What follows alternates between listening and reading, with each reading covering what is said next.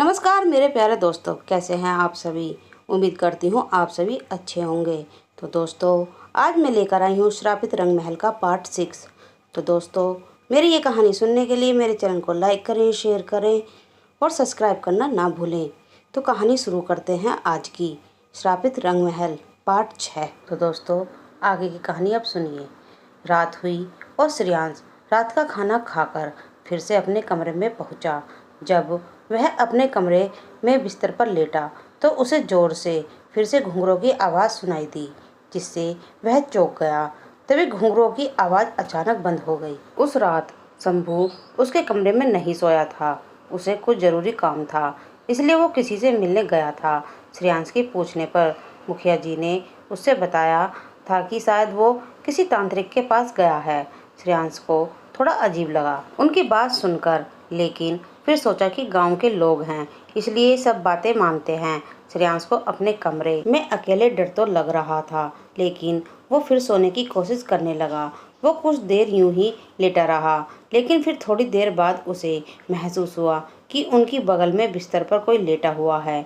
घुंघरों की आवाज़ और फिर किसी की मौजूदगी का एहसास होना, ये श्रेयांश को डरा देने के लिए काफ़ी था। श्रेयांश जिस करवट लेटा था उसी करवट लेटा रहे। उसे समझ नहीं आ रहा था कि वो करे तो क्या करे। खुद को समझाने के लिए उसने सोचा कि शायद ये उसका वहम होगा, लेकिन थोड़ी देर बाद उसे फिर से वही अनुभव हुआ, जैसे बिस्तर का गद्दा दब रहा हो और उसके बगल में लेटकर कोई करवट बदल रहा हो। इस एहसास से श्रेयांश के तो जैसे रोंगटे ही खड़े हो गए।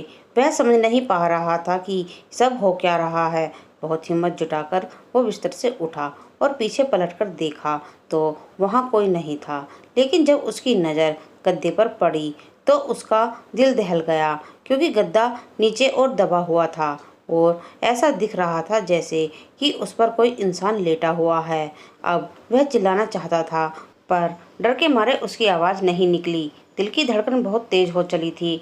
घबराहट में श्रेयांश ने तकिया उठाकर उस जगह पर फेंका जहाँ गद्दा दबा हुआ था। ऐसा लगा कि वहाँ से कोई परछाई तेजी से उठ खड़ी हुई हो। फिर उसने देखा कि वो एक जवान औरत की धुंधली सी परछाई थी। उसकी आंखों की पुतलियाँ एकदम काली थीं और उसका कद करीब करीब कमरे की छत जितना ऊंचा था। यह भयानक नज़ारा देखकर श्रेयांश घबरा गया, लेकिन तभी वो परछाई एकाएक वहाँ से गायब हो गई।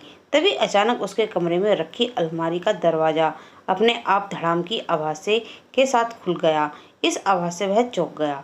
उसे काफ़ी डर महसूस हुआ, लेकिन कमरे की खिड़की दरवाजे बंद थे और वहाँ कोई हवा नहीं चल रही थी। उसने अलमारी के पास जाकर उसका दूसरा दरवाज़ा खोलकर देखा तो वहाँ कोई भी नहीं था। उसने फिर से अलमारी के दोनों दरवाजे बंद कर दिए और अपने बिस्तर की ओर जाने लगा। तभी उसे महसूस हुआ कि किसी ने उसका नाम पुकारा और वह आवाज़ उस अलमारी के अंदर से आ रही थी। अब श्रेयांश बुरी तरह से डर गया था। उसे वही खड़े खड़े पसीने आने लगे और वह पूरी तरह से कांपने लगा। डरते डरते उसने पीछे मुड़कर देखा तो अलमारी के दरवाजे धीरे धीरे हिल रहे थे, जैसे कि अंदर से उन्हें कोई धक्का दे रहा हो। डर के मारे कांपते हुए श्रेयांश थोड़ी देर तक वह अजीब नज़ारा देखता रहा, लेकिन तभी अचानक अलमारी से गाढ़ा काला धुआं बाहर आने लगा। ऐसा भयानक दृश्य देखकर अब श्रेयांश चुप न रह सका और जोर जोर से चीख पड़ा।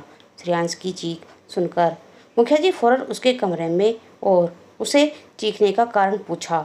वो सारा आंखों देखा दृश्य श्रेयांश ने मुखिया जी को कह सुनाया। श्रेयांश की बातें सुनकर मुखिया जी के माथे पर पसीने की बूंदें छलक आईं और उन्होंने श्रेयांश से कहा कि चित्रकार बाबू, आज आप मेरे कमरे में सो जाइए। फिर क्या था, श्रेयांश सोने के लिए मुखिया जी के कमरे में चला आया। उसे डर तो लग रहा था, लेकिन उतना डर नहीं लग रहा था। श्रेयांश बिस्तर पर लेटकर सोने की कोशिश कर रहा था, पर ना जाने क्यों उसे नींद ही नहीं आ रही थी। वो बस उन्हीं सब चीज़ों के बारे में सोच रहा था जो उसने थोड़ी देर पहले देखी थी। यही सोचते सोचते ना जाने कब उसे नींद आ गई। अचानक से आधी रात को श्रेयांश की किसी के पैरों की आवाज़ से नींद खुल गई। उस समय मुखिया जी तो सो ही रहे थे। श्रेयांश आश्चर्य में था कि इतनी रात को कौन हो सकता है, पर उसकी इतनी हिम्मत नहीं हो रही थी कि वो बिस्तर से उठकर देखे कि कौन है। उस समय वो थोड़ा डरा हुआ था, लेकिन फिर भी उसने सोचा कि चुपचाप होकर रजाई में से देखता हूँ कि कौन है। धीरे धीरे वो आवाज़ बढ़ती जा रही थी।